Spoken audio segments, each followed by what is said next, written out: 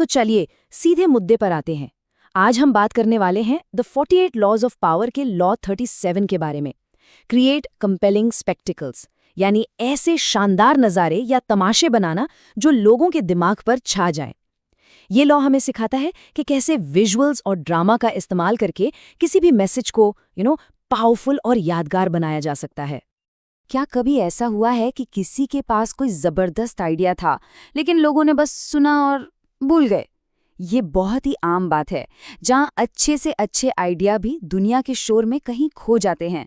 लेकिन इसका एक हल है, क्योंकि देखिए, आज की दुनिया का एक सीधा साधा नियम है, जो दिखता है वही बिकता है। मतलब अटेंशन ही असली करेंसी है। क्वालिटी चाहे कितनी भी अच्छी हो, अगर उसे सही तरीके से पेश नहीं किया गया ना, तो उसका कोई फायदा नहीं। जो सबसे ज्यादा ध्यान खींचता है, मौके भी उसी को मिलते हैं। और बस यहीं पर शानदार तमाशों की यानी स्पेक्टिकल्स की असली पावर सामने आती है। ये सिर्फ ध्यान खींचने के बारे में नहीं है, बल्कि एक ऐसी गहरी छाप छोड़ने के बारे में है जो कभी मिटे ना। तो लॉ 37 असल में कहता क्या है? ये कहता है, बड़े इशारों, पावरफुल विजुअल्स और ड्रामेटिक एक्शन का इस्तेमाल करके अपने मैसेज और असर को कई गुना बढ़ाएं। इसका मतलब है कि अपने आइडिया को सिर्फ बताना नहीं है, बल्कि उसे एक ऐसे अनुभव, एक ऐसे एक्सपीरियंस में बदलना है जिसे कोई भूल ही ना पाए। लेकिन सवाल ये है कि ये काम करता क्यों है? इसका जवाब छिपा है साइकोलॉजी में। ये इस सिद्धांत पे काम करता है कि इमोशन यानी भावना हमेशा लॉजिक यानी तर्क पर भारी पड़ती है। हम इंसान न सिर्फ सुनने से उतना प्रभावित नहीं होते जितना हम देखने और महसूस करने से होते हैं।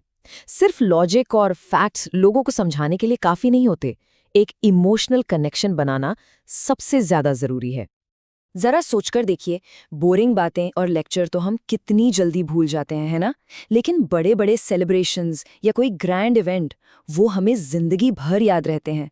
ऐसा इसलिए है क्योंकि विजुअल्स, ड्रामा, लाइट्स, ये सब चीजें सीधे हमारी भावनाओं को छूती हैं। और जब कोई मैसेज इस तरह से दिया जाता है, तो लोग उसे सिर्फ सुनते नहीं, बल्कि उसे अपना लेते हैं। चलिए इसको एक बहुत ही सिंपल से एग्जाम्पल से समझते हैं कि कैसे सिर्फ कोई चीज़ ऑफर करने में और एक पूरा एक्सपीरियंस बनाने में ज़मीन आसमान का फ़र्क होता है। मान लीजिए एक आर्टिस्ट अपनी पेंटिंग बेचना चाहता है। पहले केस में वो बस एक पोस्टर लगा देता है जिस पर लिखा है पेंटिंग फॉर सेल। कुछ लोग शायद रुककर देखेंगे, कुछ नहीं। यहाँ वो आर्टिस्ट सिर्फ एक सेलर है। अब ज़रा दूसरी सिचुएशन सोचिए। एक आर्ट गैलरी है जिसमें ड्रामेटिक लाइटिंग है, हल्का हल्का म्यूजिक बज रहा है। यहाँ एक पूरा इमोशनल माहौल बनाया गया है। अब वो आर्टिस्ट एक विजनरी लगता है। जाहिर सी बात है, पेंटिंग सबसे ज्यादा और सबसे ऊंची कीमत पर इसी दूसरे केस में बिकेगी। तो पॉइंट क्या है? पॉइंट ये है कि यहाँ सिर्फ एक प्रोडक्ट नहीं बेचा जा रहा, यहाँ एक ऐसा यादगार एक्सपीरियंस बनाया जा रहा है जिसे लोग भूल नहीं सकते। यही है स्पेक्टेकल की असली ताकत, जो किसी भी चीज की वैल्यू और परसेप्शन को पूरी तरह से बदल सकती है। तो अब सवाल ये उठता है कि इसे असल जिंदगी में कैसे लागू किया जाए। चलिए देखते हैं कि ये कैसे किया जा सकता है। इसके लिए यहाँ 4 सिंपल स्टेप्स हैं। ये 4 कदम हैं।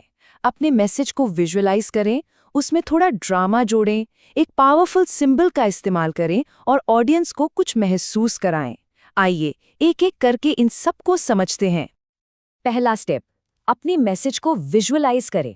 मतलब सिर्फ एक प्रेजेंटेशन मत दो, एक कहानी सुनाओ। बोरिंग स्लाइड शो से आगे बढ़ो और ऐसे विजुअल्स बनाओ जिससे देखने वाले को लगे कि वो भी उस कहानी का हिस्सा है। दूसरा स्टेप, ड्रामा ऐड करो। अपने काम में थोड़ा एक्साइटमेंट और थोड़ा सरप्राइज डालो। जैसे मान लीजिए एक प्रोडक्ट लॉन्च हो रहा है और बीच में अचानक कोई ट्विस्ट आ जाए। प्रोडक्ट को किसी छिपे हुए डिब्बे से या किसी बिल्कुल अनएक्सपेक्टेड तरीके से सामने लाया जाए। ये तुरंत ध्यान खींचता है और एक इमोशनल कनेक्शन बनाता है। तीसरा स्टेप, एक पावरफुल सिंबल का इस्तेमाल करें। अपने काम को किसी मजबूत और सरल इमेज से जोड़ें। इसका सबसे क्लासिक एग्जाम्पल है स्टीव जॉब्स का वो फेमस ब्लैक टर्टल नेक।